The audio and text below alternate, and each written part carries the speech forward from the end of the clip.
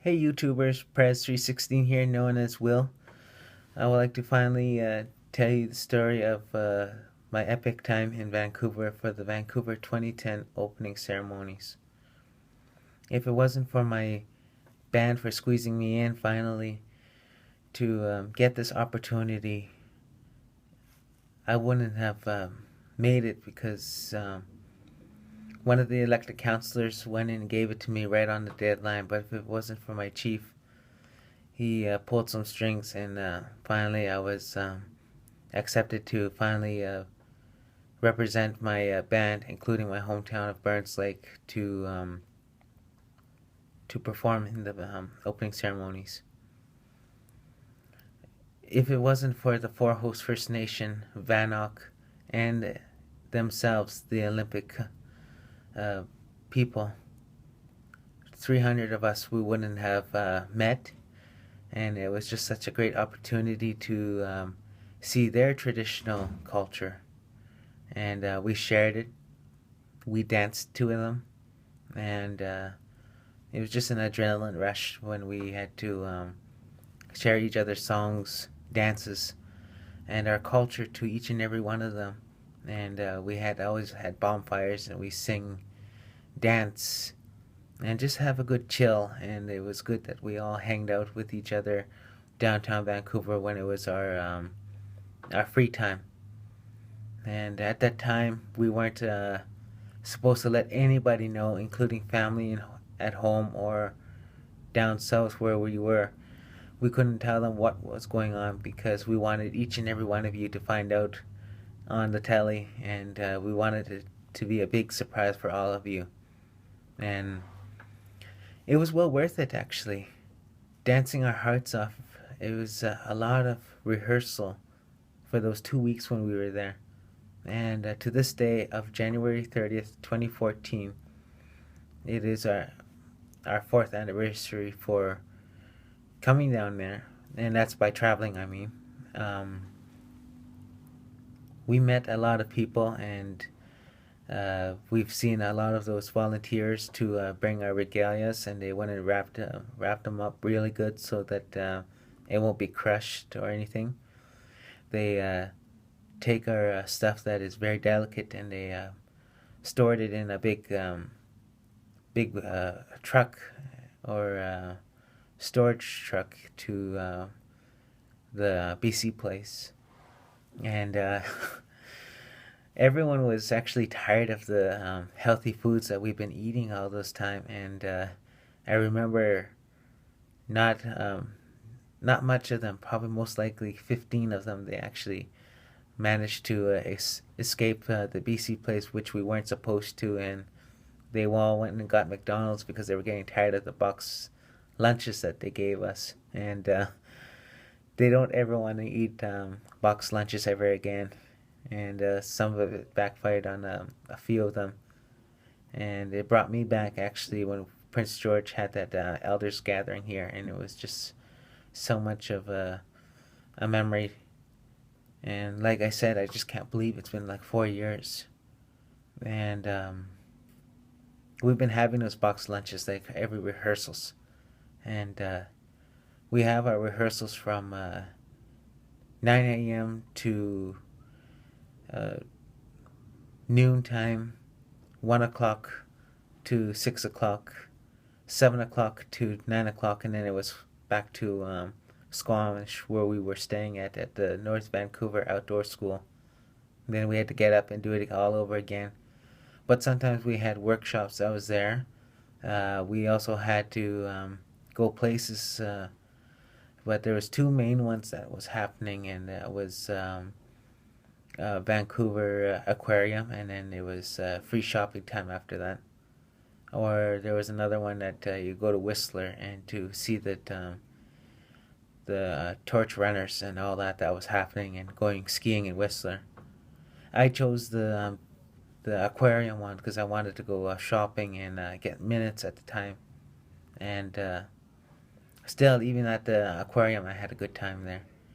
Everyone had so much fun, and we just all respected each other. We loved each other, and we watched each others back, so that nothing will happen. And it was just such a fun time, and I'm really happy that all of us had to get everything ready for this.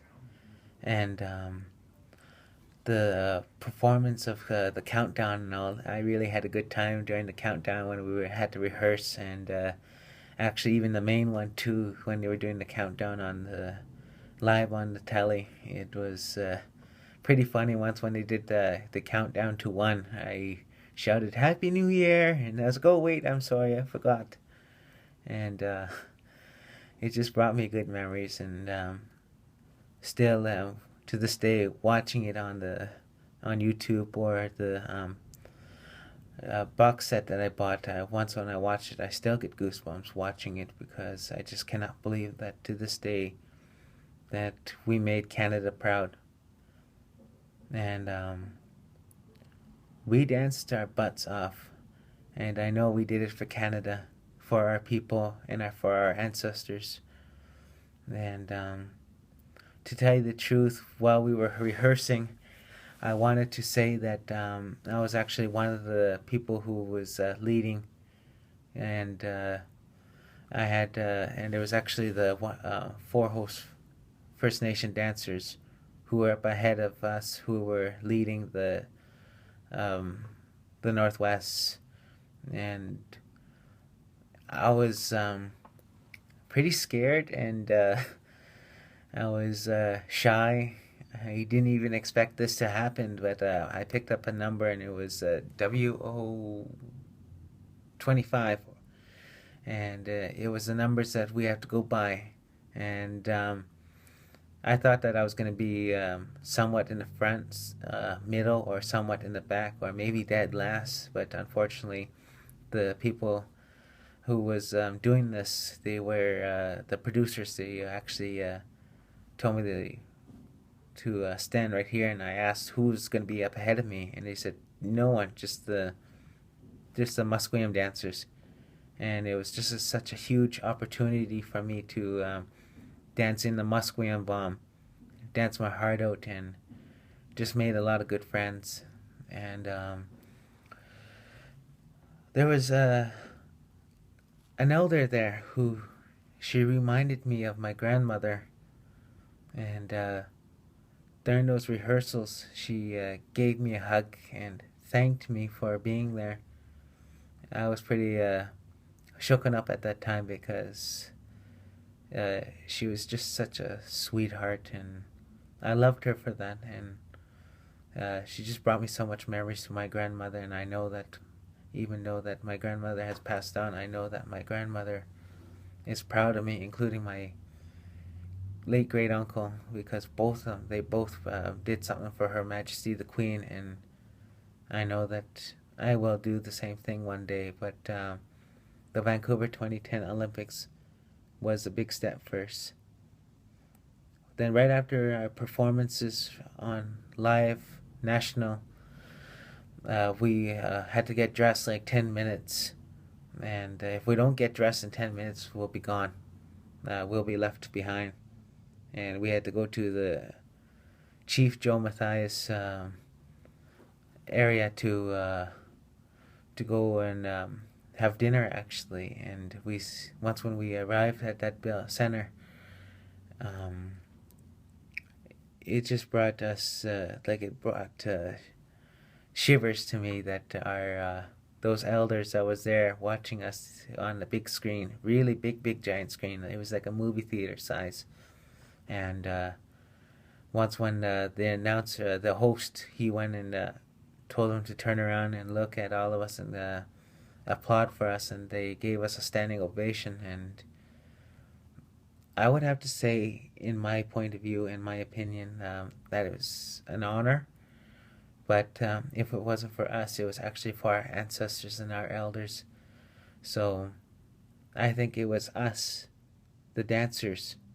We should be standing and applauding for our elders and our ancestors for making this happen, for who we are. I am happy to be Netudan, Lake Baby Nation. I'm proud of my clan of the mountain. I'm proud of my father and clan of the grouse. And I just hope that one day that I will fit into my late great uncle's shoes and perform for Her Majesty the Queen one day. But one step at a time. And I know that one day that I will be acting in Vancouver. And like I said, one step at a time for that one too. I'm thinking of the future. I'm thinking of our culture, my songs, our language. But who knows? But I will be putting up another video up soon. I hope you enjoy this quick story that I'm telling you about. We will never forget this history that we have made, and but once next year comes, we'll be ready, and I'm not sure what's going to be in store. But stay tuned. I might have another video before I go to Vancouver next month, or I might just probably film down there with my colleagues and all. So stay tuned and like this video if you want more. My description in the box. You could follow me on Twitter at Will Plasway, or you could follow me on Instagram at Will_Plasway, and I'll be looking forward to hearing from each and every one of you. So happy 2010 of the Vancouver 2010s for my brothers and sisters who are watching IYG, the Indigenous Youth Gathering. I love you. I miss you. And like this video, share it and all, because I love you all and I miss you.